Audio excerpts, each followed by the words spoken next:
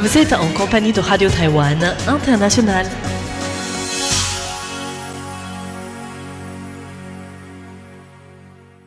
Radio Taïwan International, bonjour, c'est Floriane Dai qui vous accueille aujourd'hui en ce mardi 7 avril pour vous annoncer le programme.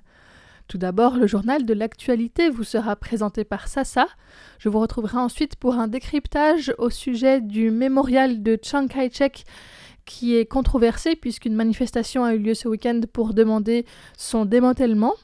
Ensuite, Lisa Dufaux, dans la première émission thématique du jour au micro de RTI, vous partagera une interview avec Apei Tang, linguiste engagé pour la revitalisation de la langue turku. Et pour rester dans le domaine des langues formosanes, Clément Tricot, dans l'émission Relations Taïwan-France, que vous pouvez retrouver sur notre site internet, vous partagera la possibilité d'étudier les langues taïwanaises comme le Hakka et les langues formosanes à travers la plateforme de l'INALCO, basée donc à Paris. Je vous souhaite une excellente écoute et vous laisse en compagnie de Sasa pour le journal de l'actualité dont voici les principaux titres.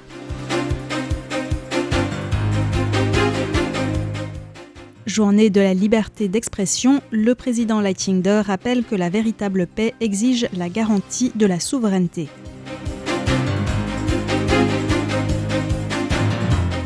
Le gouvernement met en garde la présidente du KMT qui s'est envolée pour la Chine contre une instrumentalisation par Pékin. Taïwan retire des privilèges aux représentants danois pour protester contre la mention Chine sur les titres de séjour.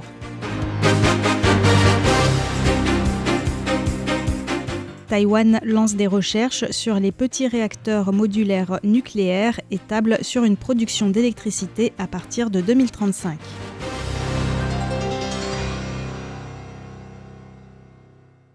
Journée de la liberté d'expression, Lai Ching-te rappelle que la véritable paix exige la garantie de la souveraineté. Ce mardi 7 avril marque le 37e anniversaire de la mort de Nylon Deng, militant pour la démocratie et la liberté d'expression qui s'est immolé en 1989. En 2016, le gouvernement taïwanais a baptisé ce jour la journée de la liberté d'expression. Lors d'une cérémonie commémorative, le président Lai Ching-te a dit espérer que les Taïwanais comprennent que la démocratisation du pays n'a pas été une concession du pouvoir dictatorial, mais le fruit du sacrifice et dévouement des pionniers du mouvement pro-démocratie tels que Nylon Deng et tant d'autres. Il a ainsi appelé les Taïwanais à chérir et protéger leur démocratie et ne jamais céder aux menaces, car selon lui, la démocratie est la seule voie de survie pour Taïwan. Cependant, le président a également mentionné que malgré les progrès démocratiques considérables accomplis par Taïwan, le pays demeure confronté à la menace de la Chine. Dans ce contexte, la paix est essentielle, mais il faut nourrir les idéaux de paix plutôt que des illusions, a-t-il précisé. On écoute Lai Ching-te. Ce n'est que par la force que l'on peut atteindre une véritable paix. De plus, la paix ne se résume pas à l'absence de guerre. Elle exige non seulement l'absence de conflits armés, mais aussi la garantie de la souveraineté et la préservation du système démocratique que le peuple a conquis et obtenu au fil des ans. Voilà ce qu'est la véritable paix. Par ailleurs, le président a réitéré le fait que Taïwan ne fait pas partie de la République populaire de Chine, que les Taïwanais ont le droit de bénéficier de la démocratie, de la liberté et des droits humains. Il ne s'agit pas d'une provocation envers la Chine, a-t-il souligné.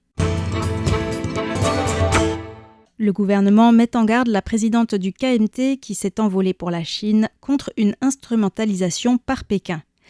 Zheng Liwen, l'actuelle présidente du principal parti d'opposition, le Kuomintang, KMT, se rend aujourd'hui en Chine jusqu'au 12 avril à l'invitation du gouvernement chinois. Accueilli à Shanghai par Song Tao, directeur des affaires taïwanaises du Parti communiste et du gouvernement chinois, Zheng Liwen devrait rencontrer Xi Jinping, le président chinois, en sa qualité de secrétaire général du Parti communiste. S'exprimant à ce sujet ce matin devant le yuan législatif, le Premier ministre taïwanais Zhuo Zhongtai a indiqué que cette visite sera suivie de très près. Se référant à la défaite du KMT face au Parti communiste lors de la guerre civile en Chine et notamment à la reddition de la garnison nationaliste de Pékin par Fu Zuoyi, lors de négociations secrètes, il a mis en garde contre des points faibles dont pourrait tirer profit Pékin. En réalité, d'un point de vue historique, ce qui a joué le plus grand rôle dans la défaite finale n'est pas seulement l'affaire d'espionnage de Wu Shi, mais aussi le modèle de Pékin de Fu Zuoyi. Ce sont la capitulation, la non-résistance et l'inaction qui ont conduit au célèbre modèle de Pékin. Je ne pense pas qu'à Taïwan, quiconque puisse accepter ce genre de passivité aujourd'hui. Le président de la Commission ministérielle des Affaires continentales, Chiu Cui-jung, a quant à lui réitéré que le gouvernement taïwanais soutenait les échanges entre les deux rives dans le respect des principes d'égalité, de dignité, de respect mutuel et d'absence de conditions politiques préalables. Cependant, il s'oppose fermement à toute action qui instrumentaliserait ces échanges pour brader la souveraineté et les intérêts nationaux et porterait atteinte à la liberté et à la démocratie taïwanaise. Avant son départ ce matin, Zheng Liwen a quant à elle tenu une conférence de presse déclarant que sa visite était placée sous le signe de la paix, pouvant transformer l'endroit le plus dangereux au monde en l'endroit le plus sûr. Elle a déclaré Donc, cette visite en Chine continentale vise précisément à montrer au monde que Taïwan n'est pas la seule partie à espérer la paix. Je crois que chacun souhaite constater, à travers ce voyage pour la paix, la sincérité et la détermination du comité central du PCC en faveur d'un dialogue et d'échanges pacifiques entre les deux rives afin de résoudre tous les différends possibles. Par ailleurs, plusieurs organisations indépendantistes ont tenu une conférence de presse hier. Selon elles, compte tenu de la pression militaire continue du Parti communiste chinois sur Taïwan et du blocage persistant du budget spécial de la défense par le KMT, la visite de Zheng Liwen pourrait laisser penser que le KMT rendait compte au gouvernement chinois, ce qui fait le jeu de la propagande et des tactiques de front uni de Pékin. Les intervenants ont souligné qu'aucun accord entre le KMT et le PCC ne saurait lier le peuple taïwanais. Taïwan retire des privilèges aux représentants danois protestant contre la mention Chine sur les titres de séjour. Depuis 2024, la nationalité et le lieu de naissance inscrits sur les permis de séjour des résidents taïwanais au Danemark ont été modifiés de Taïwan en Chine. Le ministère taïwanais des Affaires étrangères a déjà protesté à plusieurs reprises contre cette appellation erronée, appelant le gouvernement danois à la rectifier et à suivre la pratique de l'Union européenne. La diplomatie taïwanaise avait menacé de prendre des mesures de rétorsion en l'absence d'évolution de la position du Danemark. Lors d'une conférence de presse régulière ce matin, Eric Huang, directeur du département des affaires européennes du ministère taïwanais des Affaires étrangères, a annoncé que certains privilèges accordés aux représentants danois à Taïwan avaient été révoqués sans citer précisément lesquels. Il a toutefois insisté sur la nécessité de rectifier au plus vite l'erreur de dénomination afin de préserver des relations d'amitié et de coopération durable entre Taïwan et le Danemark. Des groupes de jeunes exigent le droit de vote à 18 ans. À la veille de l'examen du projet d'amendement de la loi électorale au Parlement, prévu pour demain 8 avril, plusieurs groupes de jeunes se sont réunis pour appeler les députés à soutenir les droits civiques dès 18 ans. Par droits civiques, ces jeunes entendent notamment l'abaissement du droit de vote à l'âge de 18 ans au lieu des 20 ans requis actuellement. Pour rappel, à Taïwan, la majorité électorale à 20 ans est définie dans la Constitution.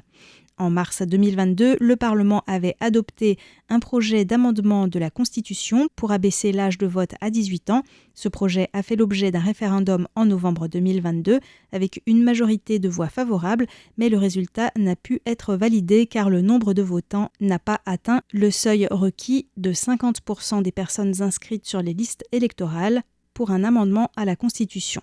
Depuis, Taïwan a toutefois amendé le Code civil pour abaisser l'âge de la majorité à 18 ans en 2023.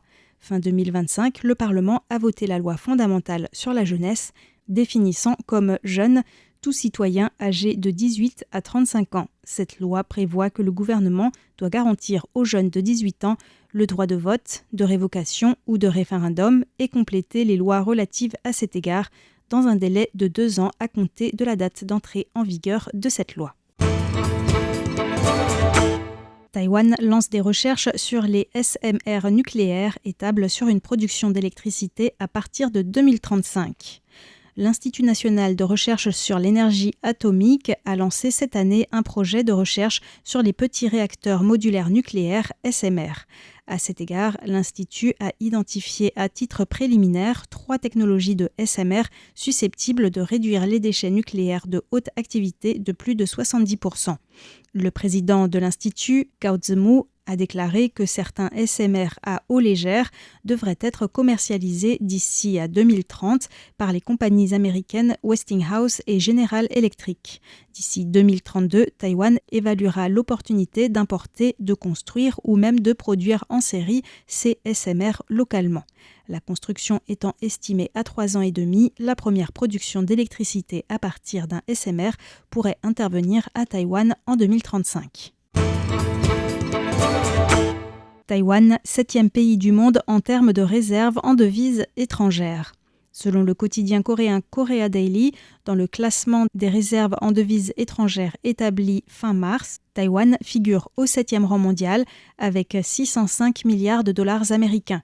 En tête de la liste se trouve la Chine avec 3 430 milliards de dollars, suivi du Japon, de la Suisse, de la Russie, de l'Inde et de l'Allemagne. Taïwan figure juste avant l'Italie qui devance la France, l'Arabie Saoudite et Hong Kong. Page sport, Lin Yuting décroche le bronze au championnat d'Asie de boxe tandis que 2 autres boxeuses taïwanaises sont qualifiées en finale. Lin Yuting, médaillée d'or en boxe féminine aux Jeux Olympiques de Paris, n'avait pas pu participer au championnat du monde de boxe 2025, faute de réponse de l'organisateur, la fédération World Boxing, concernant ses tests de détermination de sexe à la naissance. Cependant, le 19 mars, la fédération l'avait finalement autorisée à reprendre la compétition après plus de 6 mois de recours appuyés sur ses données médicales. C'est ainsi que Lin Yuting s'est qualifiée pour les demi-finales de la catégorie des 60 kg du championnat d'Asie de boxe qui viennent de se dérouler à Oulan-Bator, en Mongolie. Son entraîneur a indiqué qu'en raison de la controverse autour de son sexe de naissance, Lin Yuting n'avait pas combattu depuis longtemps, sa condition physique n'est donc pas encore optimale. Son prochain objectif sont les Jeux asiatiques l'automne prochain au Japon, lors desquels son entraîneur espère une meilleure performance. Il a précisé que ces championnats ont servi d'expérience précieuse pour Lin Yuting, qui défie pour la première fois la catégorie des 60 kg. À noter également que 2 boxeuses taïwanaises, Huang Xiaowen et Chan Yanjin, qui avaient décroché le bronze respectivement aux Jeux Olympiques de Tokyo et de Paris, ont été qualifiées pour les finales de la catégorie des 54 kg et des 65 kg du championnat de boxe d'Asie qui se tiendront jeudi. C'était le journal de l'actualité taïwanaise du mardi 7 avril 2026, présenté par Sasa. Merci beaucoup de votre écoute. Je vous invite à rester avec nous sur Radio Taïwan International.